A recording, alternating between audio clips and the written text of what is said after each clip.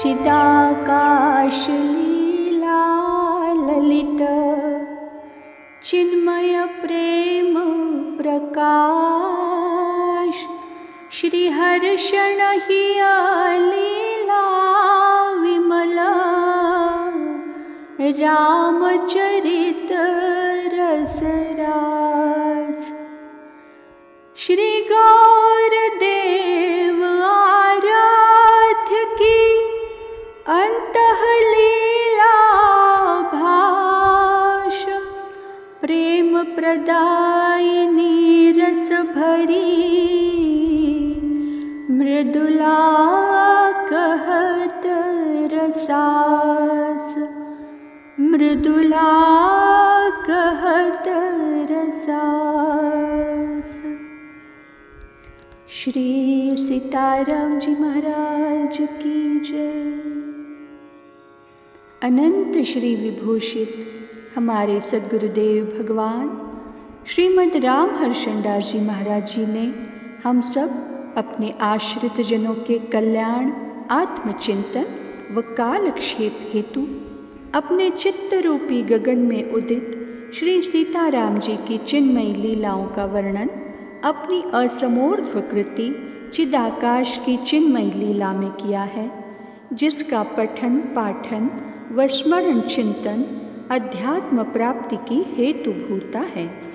उपरोक्त ग्रंथ की क्रमशः वाक सेवा प्रस्तुत की जा रही है। आइए हम अग्रिम लीला में प्रवेश करते हैं। मिथिला की महारागी का महल सर्वाभ्युदयों एवं मांगल्यों का सर्वभावेन साक्षात संग्रहालय है। भवन निर्माण में कलाकारी का प्रदर्शन विश्वकर्मा सहित विश्व स्रष्टा को आश्चर्य के सिंधु में गोता लगाने के लिए बाध्य कर देता है। काम की कला भी उस अलौकिक कला के समक्ष पंगु ही नहीं अपितु विवस्त्र प्रतीत होती है।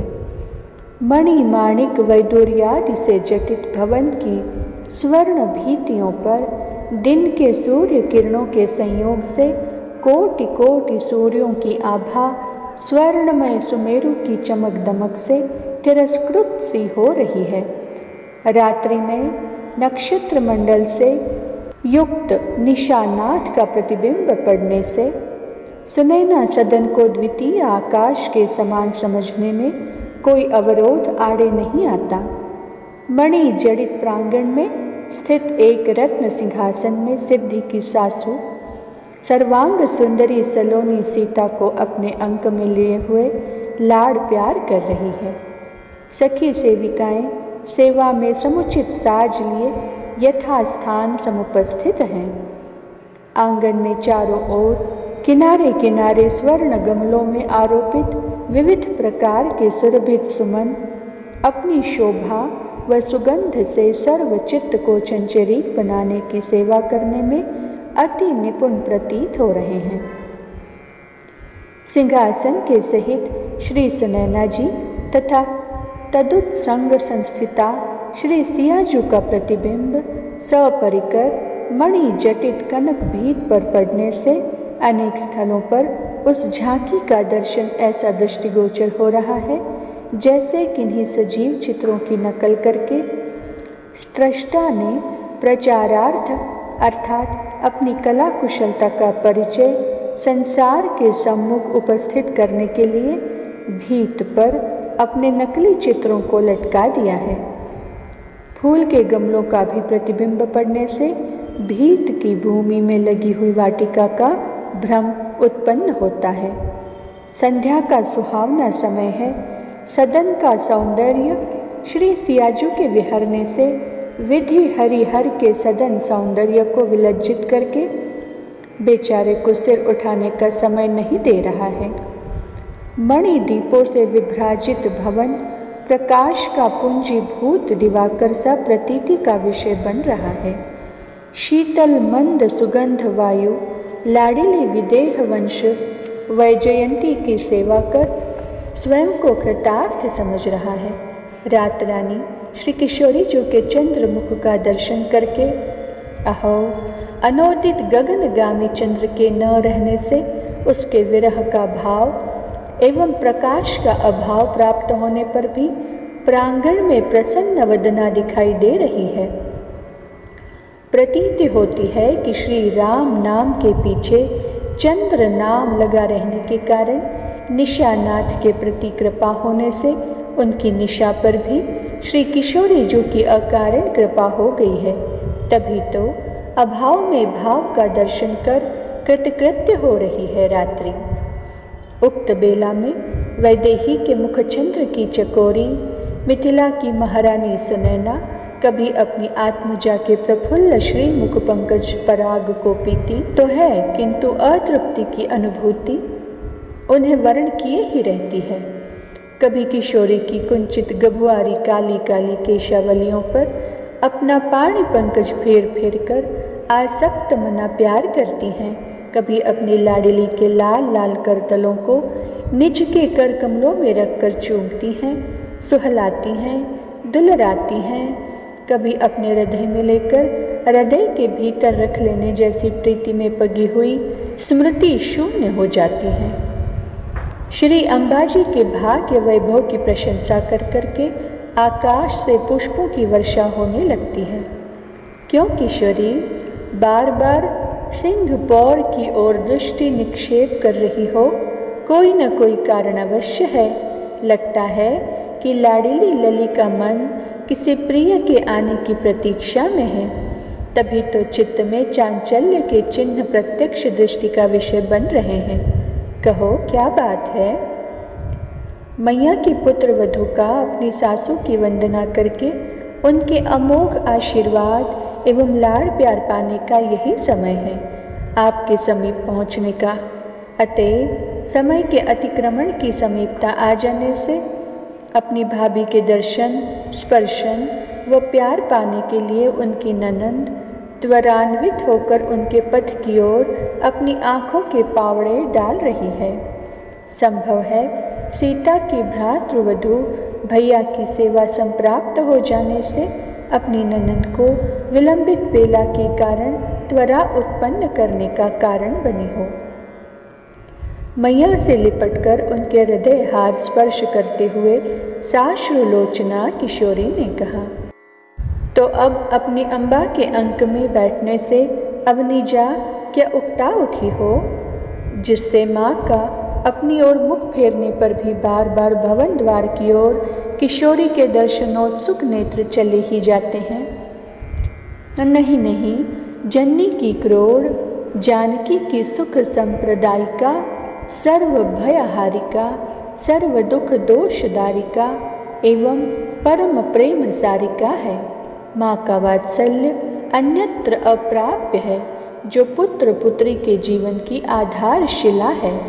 भूमिजा का भाग्य असमोर्ध्व है, क्योंकि ऐसी जननी त्रिभुवन में किसी सुर नर मुनि की नहीं है।